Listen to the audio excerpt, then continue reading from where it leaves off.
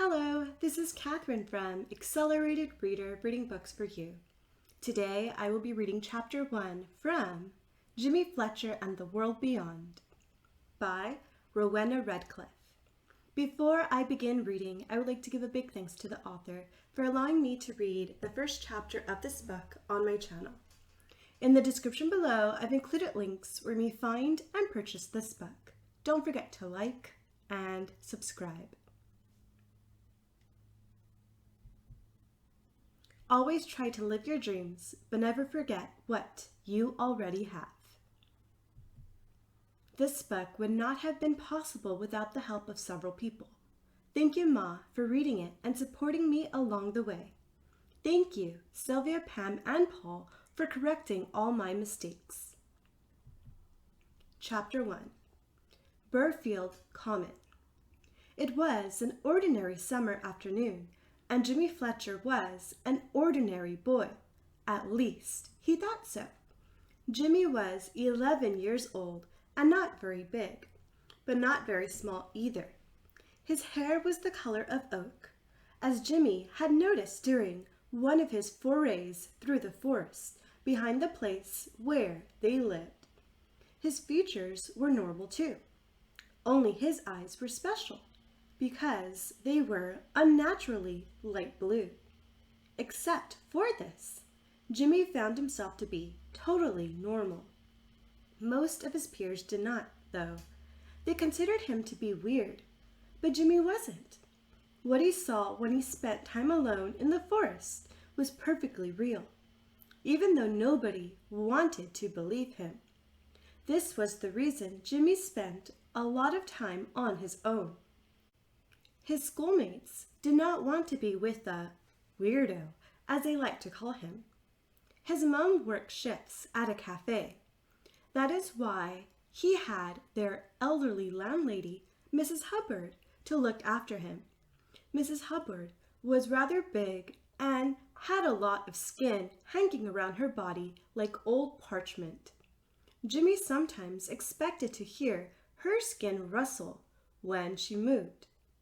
Jimmy and his mom lived in the upstairs apartment of Mrs. Hubbard's house on Reading Road, Burfield Common, because it was cheap. Jimmy's mom had agreed to move in with Mrs. Hubbard to lower the rent, but she hated it. Part of the agreement was that Mrs. Hubbard looked after Jimmy when his mom was at work. Mrs. Hubbard told everybody she would have liked to have had children and grandchildren, but Jimmy did not believe her. Her lack of interest in Jimmy was obvious. Jimmy thought she only wanted someone to watch her terrible favorite soap operas with. So, unfortunately, this was what Jimmy had to endure most of the time that he spent with Mrs. Hubbard. Jimmy had developed strategies to avoid Mrs. Hubbard and sneaked out of the house to go to the woods, which he definitely preferred to spending his afternoons watching stupid soap operas. Jimmy had some credible excuses. Mostly he told Mrs. Hubbard he had to tidy up his room or do homework. Jimmy's mom hated it when he went to the woods alone, and scolded him every time she found out he had gone. But Jimmy did not care. So, as soon as his mom left him with Mrs. Hubbard, he crouched on the upstairs landing in front of their flat door and waited until she had settled in front of the TV. Jimmy knew he could leave the moment he heard the muffled voices of the actors through Mrs. Hubbard's living room door. He sneaked down the stairs and carefully opened the front door. It creaked if you opened it too wide, so Jimmy had to squeeze through the small opening. He walked around the house and then had to pass Mrs. Hubbard's living room window to reach the fence on the other side of the garden that bordered onto the woods around Burfield Common. On one particular afternoon, because it was exceptionally warm, Mrs. Hubbard had left the window open. But Jimmy did not need to worry about this. She was way too involved with her soap. "Why did you do this to me?" A hysterical woman's voice blared out of the TV, followed by very loud sobbing. Jimmy congratulated himself on staying in his room and pretending to tidy up when his mom tried to make him go and join Mrs. Hubbard. Jimmy quickly and silently passed the window and crept away through the bushes, behind which he climbed the fence and jumped down on the other side. His trainers landed on soft earth strewn with old leaves. Immediately, Jimmy felt at home. He ducked under the big forsythia, under which one could see the trail that Jimmy's trainers had left during the last few years. Jimmy breathed in deeply the smell of the forest. He loved the golden glimmer the sun left on the forest floor through the green roof of leaves and enjoyed the cool shade of the trees. As he started to walk, he listened to the soft cracking of small sticks and old leaves under his shoes. Jimmy had a special destination. A few weeks ago, he had found a beautiful purple rose bush.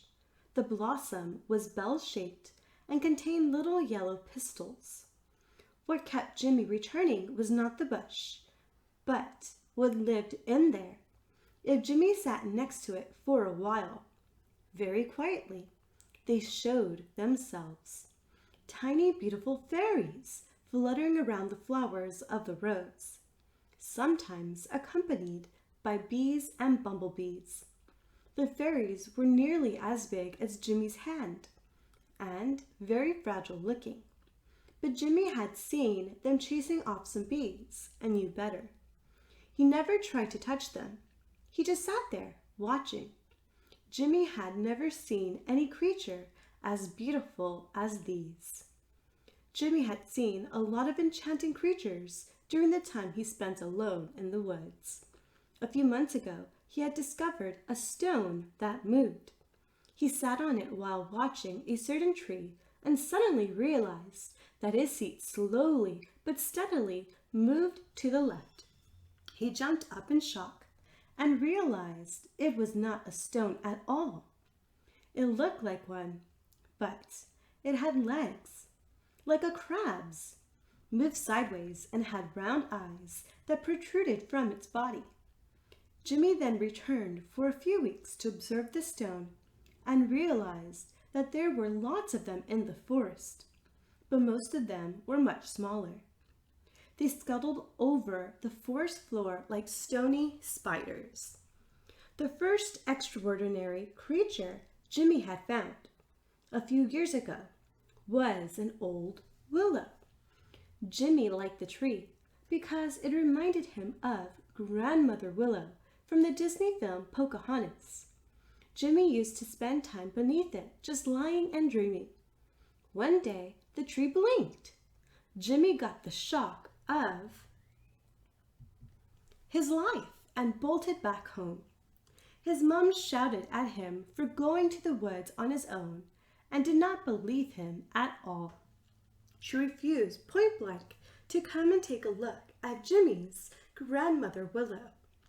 When Jimmy told some of his friends, they were intrigued and sneaked off to have a look at the tree. Except for Jimmy, nobody found anything unusual about it.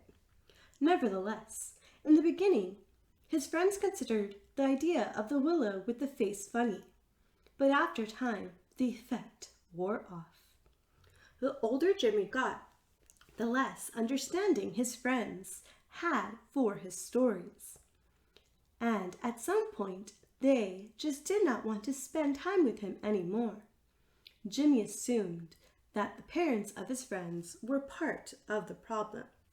He used to spend a lot of time with Davy Gosling, who also lived down Reading Road.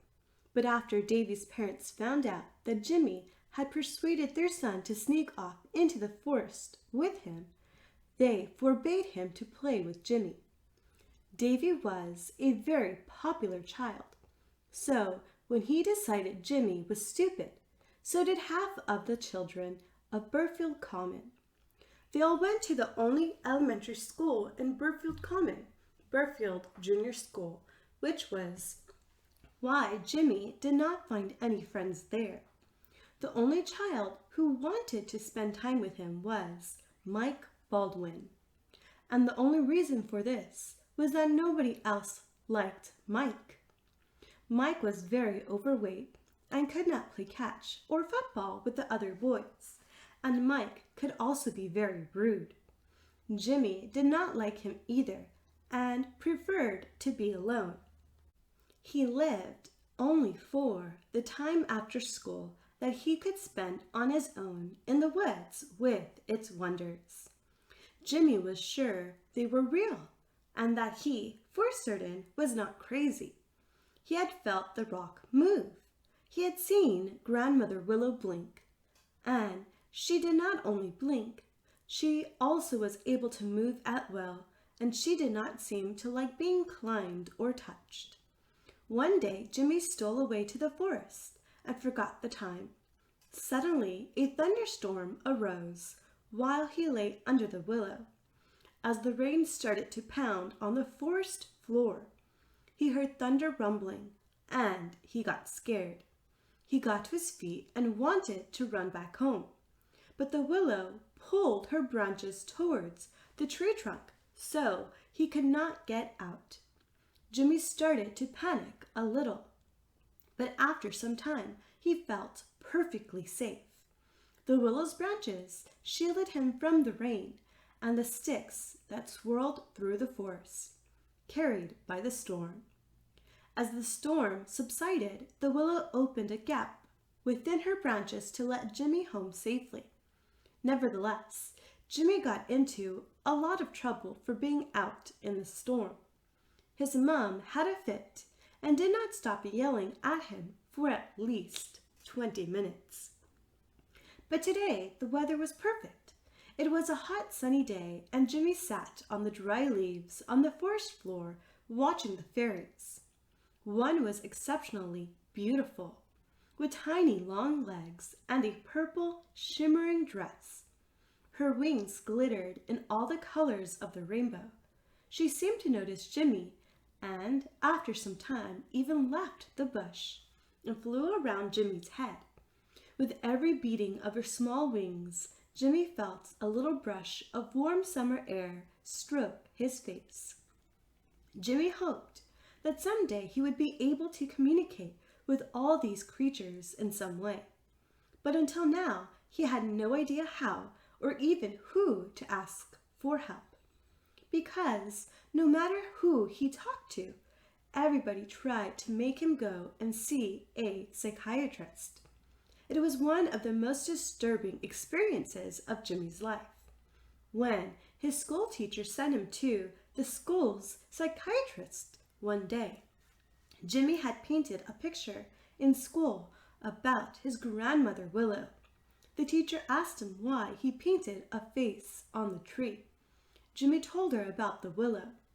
His teacher smiled that certain kind of grown-up smile, believing Jimmy would not realize she did not believe a word of it, as he told her that it really was true.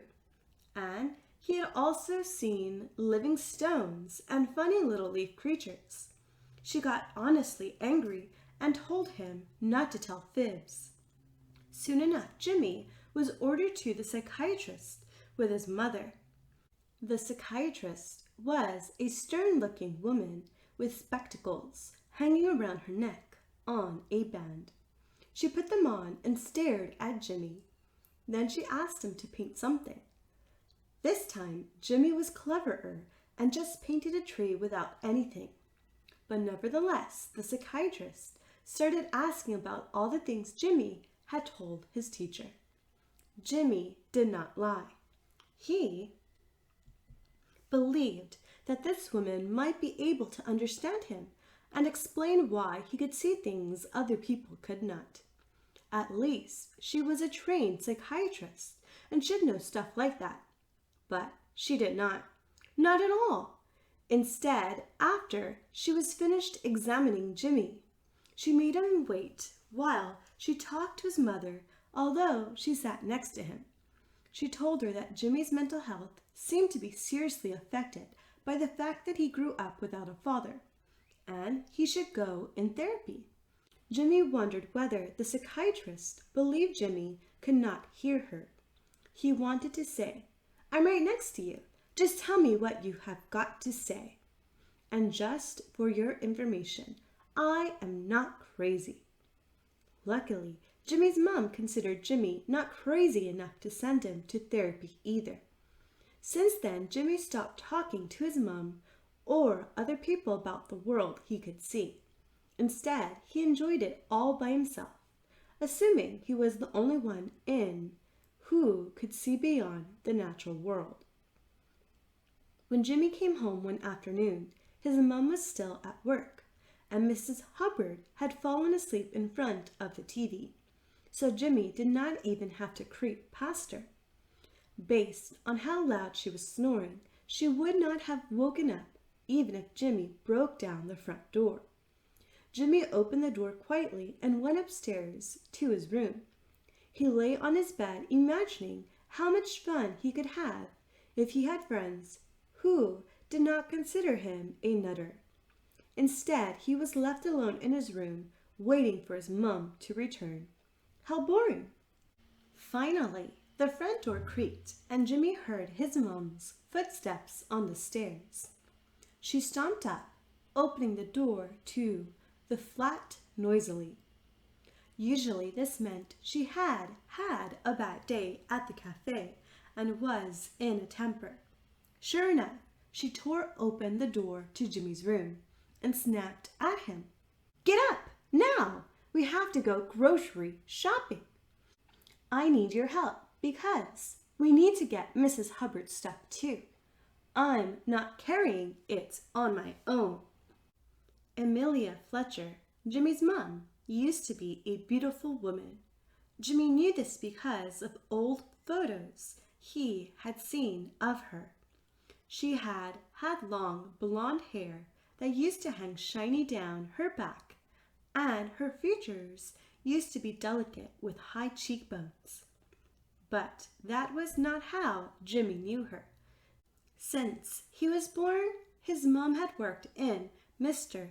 Bianchi's cafe, earned very little money, and suffered from the loss of Jimmy's dad. She did not like her life and stopped looking after herself. By now, her hair was stringy and looked untidy. Her face was slightly bloated, and there was not much left of her former beauty. Jimmy sighed and got up while his mom ranted in the hallway. "I hate that stupid man. He has no idea how hard the job is. Always just passes through and complains.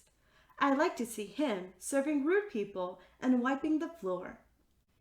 Jimmy assumed that his mom's boss, Mr. Bianchi, had stopped by the cafe. He owned 4 or 5 of them around the area, and usually just dropped in to check on his business and complain to his employees.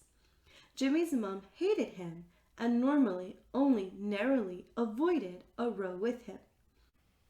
Today, it seemed Mr. Bianchi had found a lot to complain about. Jimmy sighed again while he slipped into his trainers and followed his mom downstairs. She grabbed some grocery bags and stuffed them into Jimmy's hands. "Hold these. I have to get Mrs. Hubbard's shopping list." Jimmy usually had to help his mom with the grocery shopping because the things they had to get for themselves and their landlady were too much for one person to carry. Jimmy's mom did not have a car, and neither did Mrs. Hubbard. Sometimes Jimmy envied his classmates with dads, who drove fancy new cars and earned the family's money, while their moms went grocery shopping during school time. Hardly any of his classmates had to go grocery shopping. How unfair, Jimmy thought, while trotting next to his mom down Reading Road, dragging 2 grocery bags behind him. "Pick up the bags properly and don't wipe the floor with them," his mom snapped. So Jimmy stuffed them under his arm, rolling his eyes at her behind her back. When they approached the supermarket, Jimmy realized that there was another problem. Blocking the entrance were several young people swinging banners and shouting. The one shouting the loudest was a young man, maybe in his mid-20s. He wore a long beard and looked slightly unwashed. Slogans like, "Save nature," "Boycott the supermarket," or "Stop using plastic bags" were written on the banners. The bearded young man approached Jimmy's mom. "Don't," Jimmy thought by himself. "Just don't. Very bad idea." But of course the young man could not hear Jimmy's thoughts. "Mrs., boycott the supermarket. They give away plastic bags to their customers. All this plastic ends up in our oceans. Don't go shopping here," he said. "Leave me alone," Jimmy's mom shot back. "I don't have time for this nonsense." "But lady," the man tried his luck again, "I can see you care about nature. You brought your own shopping bags. Just don't go shopping here." "Will you leave me alone?" Jimmy's mom now positively yelled at him as two of the other people joined him. A young girl shouted hysterically, "Hug trees! Hug trees!" whilst wildly brandishing a banner in Jimmy's face. Jimmy retreated a step because he feared being hit over the head with the banner. His mom grabbed his arm and dragged him into the supermarket. Jimmy personally considered this encounter was quite useless for the goal of saving nature. This way, these protesting people only would enrage the customers instead of making them really care. But nevertheless, Jimmy understood them. He had seen a big part of the forest around Burfield Common being chopped down for a new apartment complex, and had wondered how many creatures he had not even discovered yet had to flee because of this. Jimmy felt his mom tug at his arm. "Crazy nutters," she ranted, rushing through the fruit and vegetable department of the supermarket, aggressively throwing bananas into her shopping bag, squashing the tomatoes she had put in there already. "But Mom," Jimmy asked, "they just want to help. Don't you think it is a good thing they protest for a bit more awareness?" "Don't you start with that rubbish too, now," she told him off. "My day was terrible, and I really don't want to discuss anything. Don't you start the way your father did with—" She suddenly stopped in the middle of the sentence, but Jimmy cottoned on in an instant. "My dad?